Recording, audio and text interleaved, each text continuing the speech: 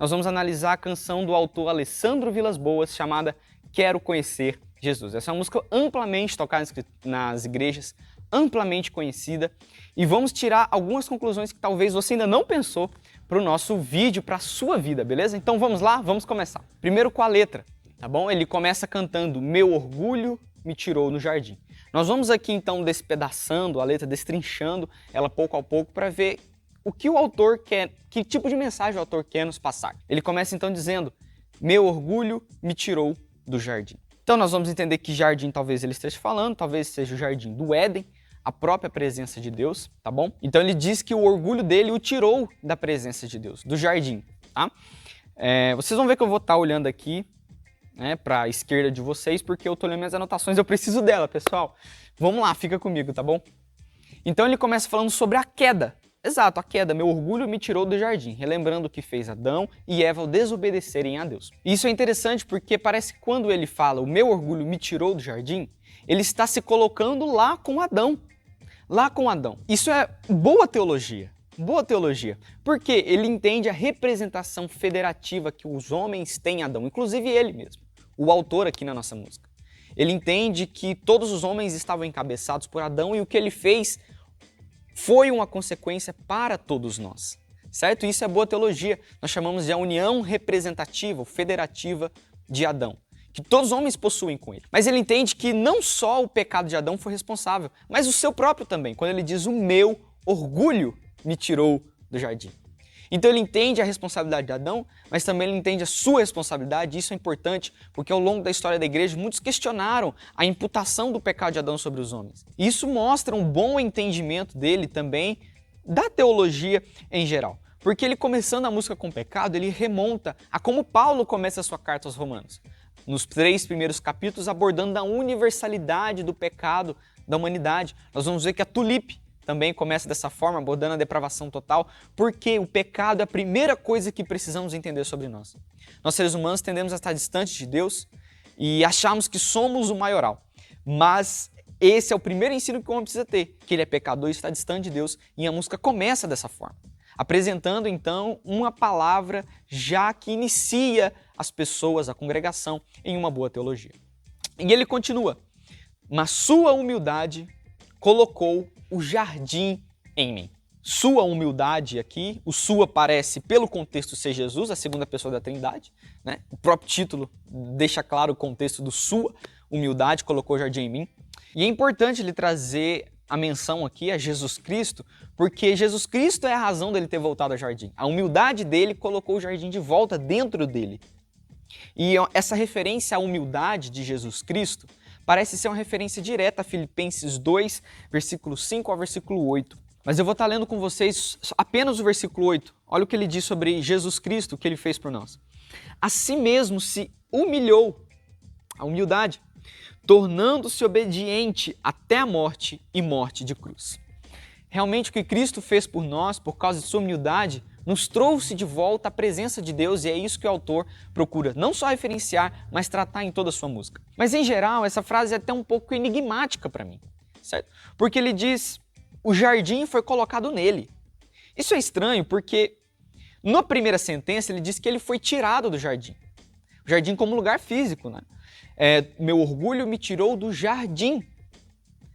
Então, na primeira sentença, o jardim é um lugar físico, mas na segunda sentença, a humildade de Jesus Cristo colocou o jardim nele.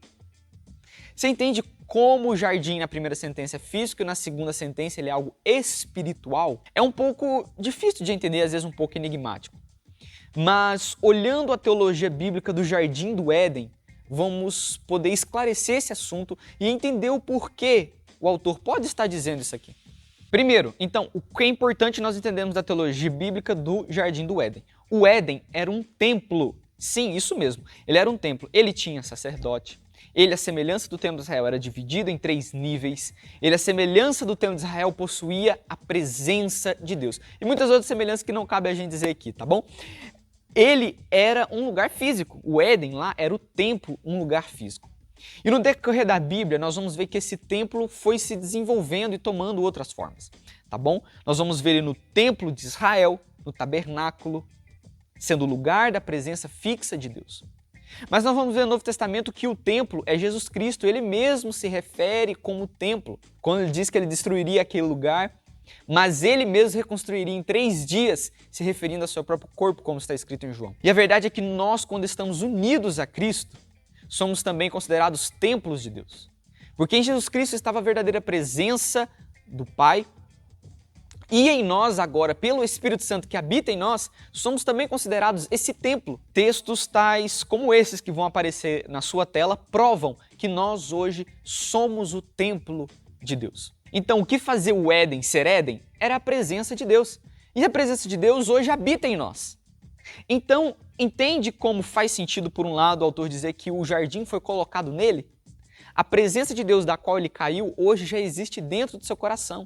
Nós participamos já do Éden espiritualmente. Então ele continua: se eu vendesse tudo que tenho em troca do amor, eu falharia, pois o amor não se compra nem se merece. O amor se ganha, de graça o recebe. O que esses versos dizem é apenas uma coisa. Olha só Deuteronômio 7, versículo 7 ao versículo 8a e Efésios 2, 8 a 9. Passagem muito famosa, acompanha comigo. Deuteronômio 7,7 diz o seguinte: não vos teve o Senhor afeição, nem vos escolheu porque fosseis mais numerosos do que qualquer povo, pois éreis o menor dos povos, mas porque o Senhor vos amava, para guardar o juramento que vos fizeram a seus pais. Efésios 2, versículo 8 ao versículo 9, acompanhe só. Porque pela graça sois salvos mediante a fé. Isso não vem de vós, é dom de Deus. Não de obras para que ninguém se glorie. Então nós vamos ver que as Escrituras colocam a nossa salvação não como algo vindo de nós ou dos nossos merecimentos e méritos, mas vem somente da misericórdia e do amor de Deus. Não por nós, não pelas obras, mas pela fé para que ninguém se glorie. É o que diz Paulo, é o que diz Deuteronômio lá para Israel e aqui para nós no Novo Testamento também. Somos salvos pela fé somente em Jesus Cristo. Isso é o que o autor procura dizer aqui. Se eu vendesse tudo que tem, em troca do amor eu falharia. O amor não se compra nem se merece. O amor se ganha, de graça o recebe. E de novo, boa teologia que o autor traz. Interessante como ele aborda o pecado primeiro e logo depois então ele aborda como somos salvos, independente de nós mesmos. Vamos lá continuar então a leitura da nossa canção. Agora ele vai para o pré-refrão, tá? Que diz, quero conhecer Jesus. Essa frase então repete 4 vezes. Assim, eu não entendo e não fica claro para mim o porquê, porque ele coloca assim, não fica claro para mim o contexto, sabe? Como ele se encaixa com o contexto que ele vinha traçando até agora.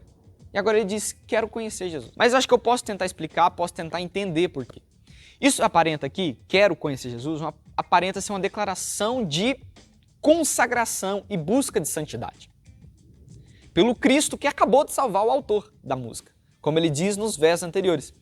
O que faz sentido? O que faz sentido porque depois de sermos salvos por Jesus Cristo, o objetivo da nossa vida deve ser nos entregar a esse Jesus Cristo, que se entregou totalmente por nós e agora nós devemos entregar totalmente por Ele, conhecendo a Ele. 2 Coríntios 3,18, leia comigo. Diz o seguinte, e todos nós com o rosto desvendado, contemplando como por espelho a glória do Senhor, somos transformados de glória em glória, na sua própria imagem, como pelo Senhor, o Espírito. A cada dia que estamos perto da presença de Deus, somos transformados à imagem de Jesus Cristo. E é isso que devemos fazer, e o quero conhecer Jesus pode refletir essa realidade. E às vezes um terminho que passa enquanto eles cantam quero conhecer Jesus é e ser achado nele, o que parece, para mim, uma citação direta a Filipenses 2,10, onde os mesmos termos praticamente são usados. Abra lá comigo, Filipenses 3:8, beleza? Vamos lá comigo, a partir do 8. Sim, deveras considero tudo como perda por causa da sublimidade do conhecimento de Cristo Jesus, meu Senhor, por amor do qual perdi todas as coisas, e as considero como refúgio para ganhar a Cristo, versículo 9, e ser achado nele, não tendo justiça própria que procede da lei, senão é que é mediante a fé em Cristo, a justiça que procede de Deus baseada na fé. Então, o ser achado nele, aqui em Filipenses, certo? É essa recusa que nós temos de nos ver perto de Deus por causa dos nossos próprios méritos, senão pelos méritos de Cristo. Nós somos achados em Cristo Jesus e a sua justiça é considerada como a nossa pela fé. E é muito interessante, eu gosto muito dessa referência que ele faz aqui, porque é uma referência à união com Cristo. Nós somos achados em Cristo Jesus. E é sensacional ele citar isso aqui, porque eu vejo poucas músicas citando esse verso. Ser achado em Cristo, uma citação à doutrina da união com Cristo, que resulta na nossa justificação. Então a gente prossegue para o refrão que diz: meu amado é o mais belo entre milhares. Sim, novamente, particularmente, eu não entendi a ligação dessa parte com o restante do contexto da música. Igual aconteceu com o pré-refrão, não fica claro para mim, mas eu vejo aqui como uma outra consagração a Deus. Uma vez que ele foi salvo, agora ele adora e exalta a Deus, dizendo que ele é o mais belo, o mais lindo. Novamente, uma reafirmação da sua consagração ao Jesus que o salvou e que ele deseja conhecer. Aqui parece ser uma referência clara a Cantares, capítulo 5, versículo 10. Tá? Vai aparecer aqui na sua tela. Que no caso, pelo contexto aqui, o autor parece que está aplicando a Jesus. Ele está pegando o texto de Cantares e interpretativamente aplicando ele a Jesus. Gente, aí eu vejo um problema, certo? Por quê? Embora em certo nível dê para relacionar as passagens de Cantares a Jesus, né? Jesus está presente em todas as escrituras. E em certo nível dá para fazer isso, só que eu acho um pouco problemático, porque ela tem como objetivo ensinar a igreja. E nós vamos ver que Cantares, ele não pode ser um livro aplicado alegoricamente, como se fosse Cristo e a igreja ali, entre Salomão e sua amada, não é? A gente não pode fazer isso. Aquele livro é sobre Salomão e sua amada, não sobre Jesus e a igreja.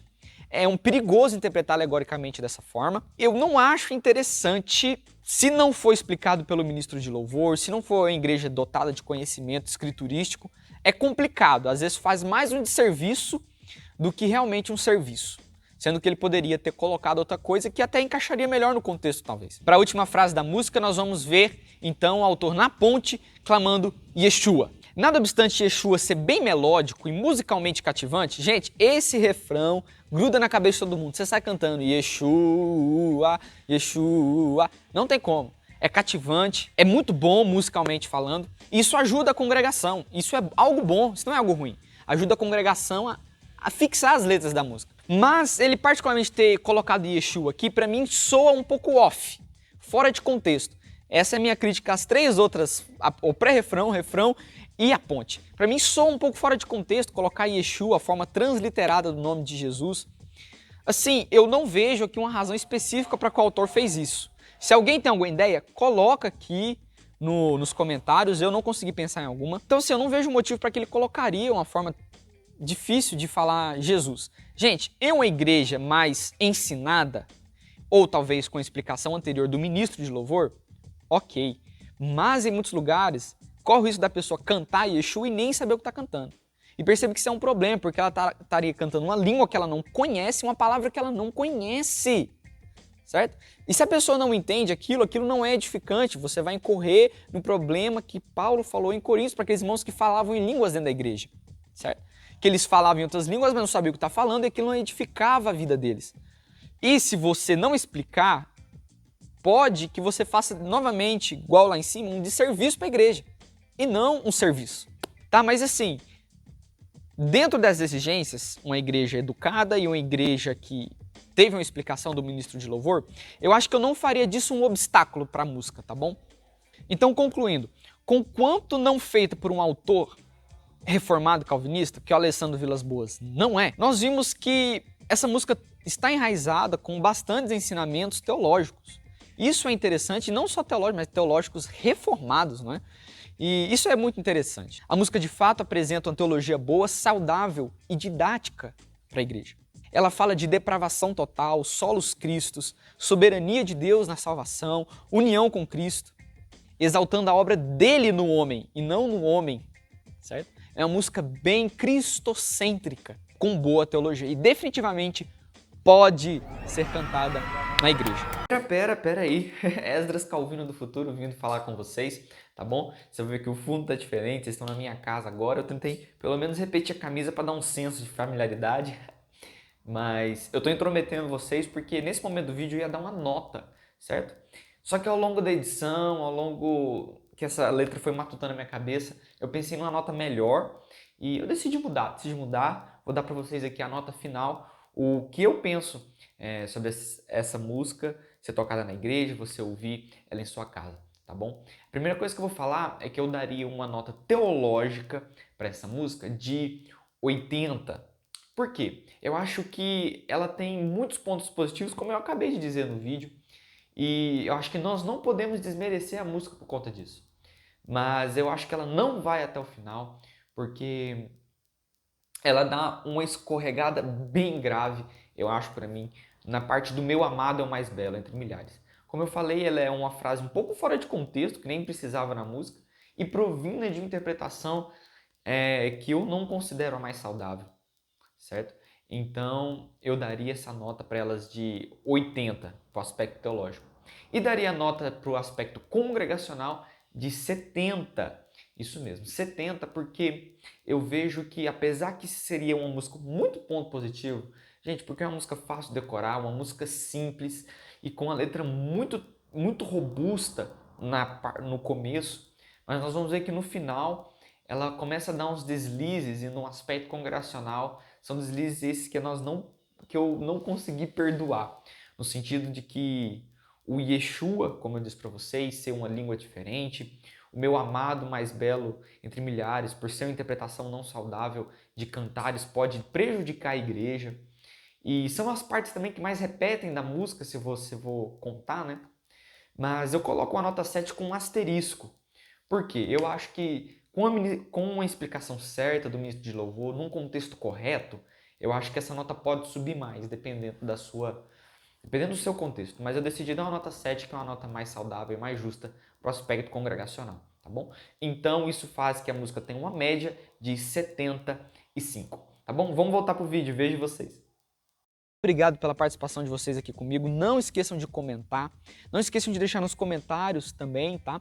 Se você deseja alguma canção que a gente faça, as suas ideias, expõe aqui com respeito e alegria na seção dos comentários. Deixa o like, beleza? Se inscreva no canal para você sempre estar antenado e participativo com a gente, clicando no sininho também. Muito obrigado pela sua participação. Fique com Deus e até mais!